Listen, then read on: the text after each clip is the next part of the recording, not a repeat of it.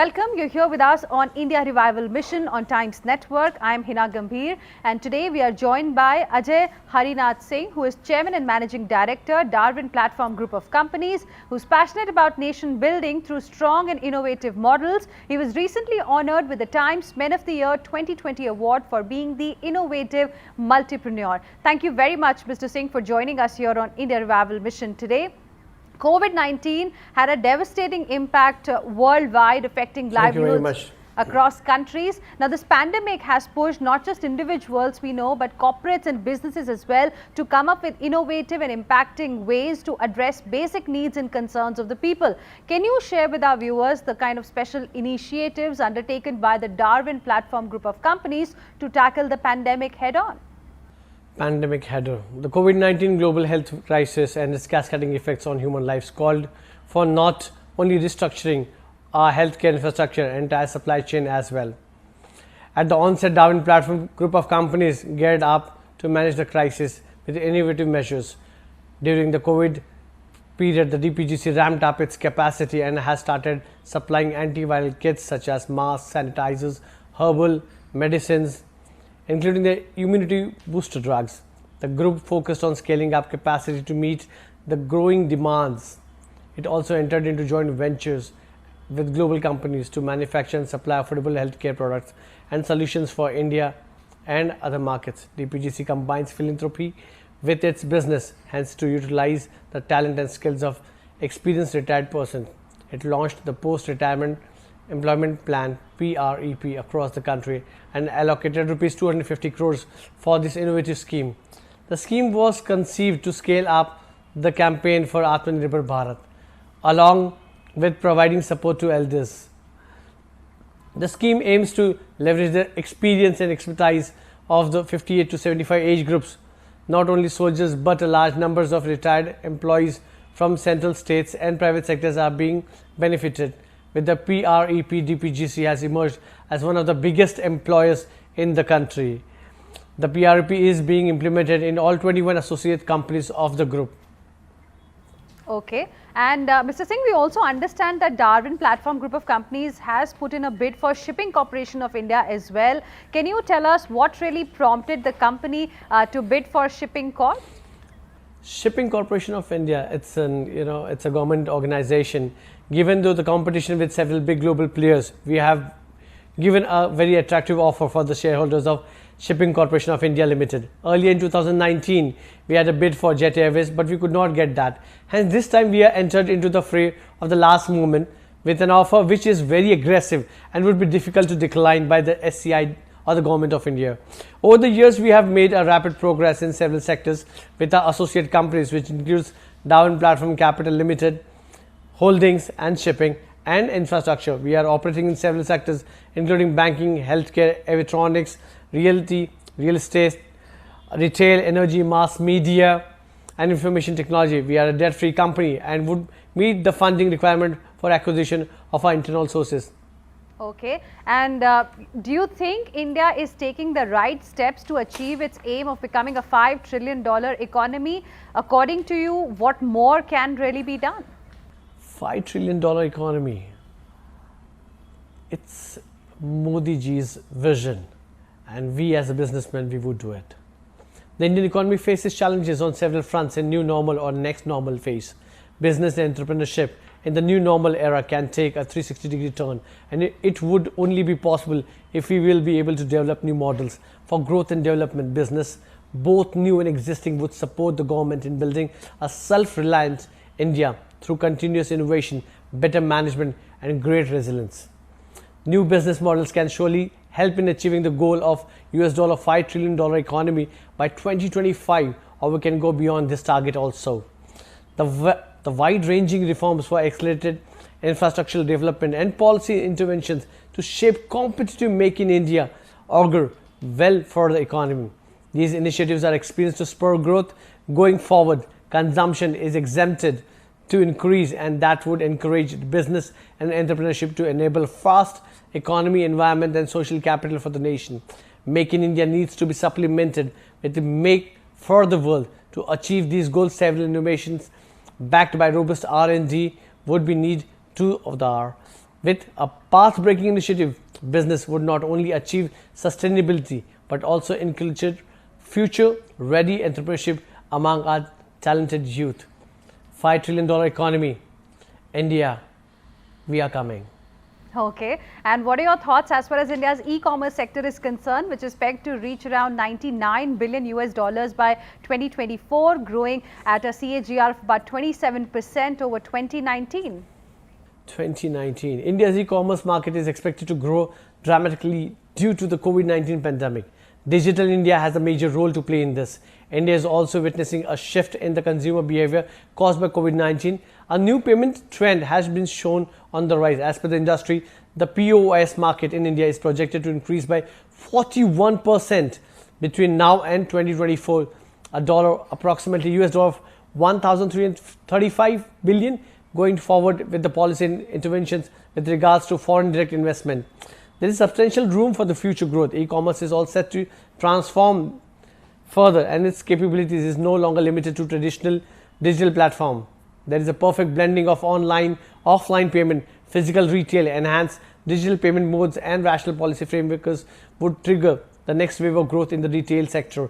E-commerce market is one of the biggest market, and I see many unicorns coming down in this market. Okay, and what are the kind of plans that you have as far as India's retail sector is concerned? I believe you are present in the retail sector too. What kind of opportunities do you see for the future? The retail industry has emerged as one of the most dynamic and fast-paced sectors. The double-digit annual growth, and it accounts for over 10% of the country's gross domestic product. After Reliance, it is the turn of dpgc to take on global giants. I would like to say something very clearly. We are coming in retail sector. Watch us clearly. Any number that you can give us? Approximately more than 1,000 retail sectors. 1,000 in one day before June. It's going to be every place in India. Every state in one day. It's going to be the biggest retail sector, shops, or like a bazaar opening in India. Okay, so you've got big plans there. We would be approximately employing not less than 10,000 people in the retail sector. Okay, that's very encouraging. In fact, from retail, I also want to ask you about the healthcare sector, because your group is present in the healthcare sector too, and with the budget getting increased to about 2.3 lakh crore rupees, which is a big boost to the healthcare sector, healthcare infrastructure, with rising expenditure to the state in terms of healthcare. Do you think the integration of private and public sector healthcare operations and a collaborative model of healthcare delivery will be an effective solution ahead, and what are your plans? I agree with you. The question you asked me is one of the best questions I've heard till now from your end. The public-private partnership can play a critical role in bridging the gaps in funding, healthcare infrastructure, access capacity building, and scaling and adoption of new technologies. We need to increase access and quality of healthcare across India. The government has put in place several ambitious healthcare schemes like Pradhan Mantri Jan Arogya Yojana and recently Pradhan Mantri Atmanirbhar Bharat Swasthya Yojana. Now, with a cohesive partnership with the private sector, these schemes can achieve their goal of universal health care. For a larger and meaningful impact of health programs, it is critical to adopt a partnership approach. The focus needs to be on the point that the health services delivered to the beneficiaries are safe, sustainable, and of appropriate quality to ensure people-centric care. All efforts should be made to strengthen and reinforce the primary objective of our Prime Minister of India. Health, kadai bhi aur dawai bhi.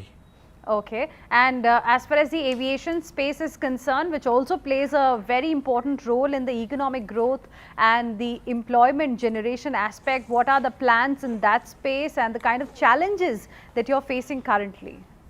Aviation sector, aviation itself is a big sector. I mean, it's global due to pandemic. Lot of companies have got bankrupt. A lot of companies have gone for restructuring. But India, the aviation sector has a huge potential, and the industry can benefit from Indian government support strategies. The entire aviation sector in India faced severe pressures due to COVID. Now it is recovery mode. However, the liquidity across the entire aviation business continues to remain tight, impacting cash flows and related investments. Here the aviation sector needs to big support from the government and lenders. Hopefully we will soon see resurgence. A growing market present and several possibilities in multiple areas such as components, avionics is another opportunity. Alongside avionics, DPGC has been trying to grab opportunities in the aviation sector. In the past, we had bid for the grounded Jet Airways, and for the current situation, Air India. Also, we have submitted a bid through a consortium. We are keen on taking this opportunity. The Civil Aviation Ministry efforts to bring the move of aviation turbine fuel ATF under the ambit of GST can help the industry to grow. This is also pending demand of the industry that it will help domestic carriers in saving cost. So you're saying Flying that Maharaja will fly soon. We will be with him. you're telling us that you've submitted a bid for Air India as well? Yes, we submitted a bid for Air India as well. Have you heard anything from the government on that? It was after the bid was submitted, we sent an email to the secretary, Mr. Yogesh Pandey of the aviation, and we have not heard anything from him. But we are very positive we will be hearing from him any moment of time.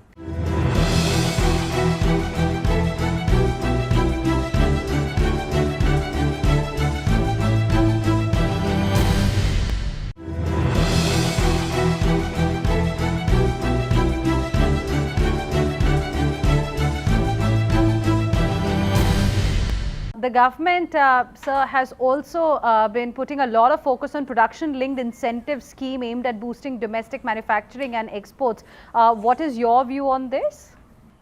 Government. Last year, Union Government has approved the production-linked activity incentive scheme for 10 key sectors for enhancing India's manufacturing capabilities and enhancing exports. The scheme was aligned with the Prime Minister's vision for Atmanirbhar Bharat. Automobile, telecom, technology, food products, textile and other manufacturers are the main beneficiaries of the scheme. India needs this incentive scheme for the promotion of an efficient, equitable and resilient manufacturing sector in India, which will give a lot of employments also.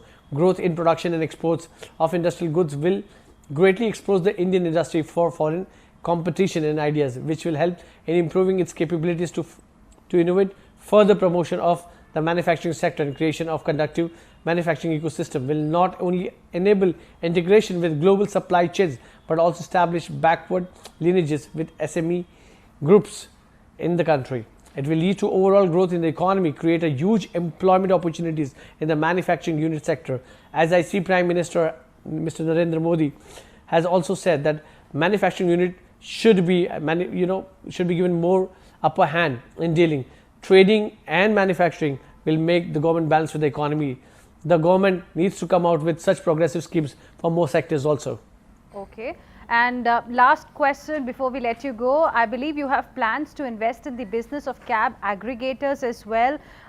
What is the plan really, and how much are you looking to invest? Invest. Investing money is not my forte.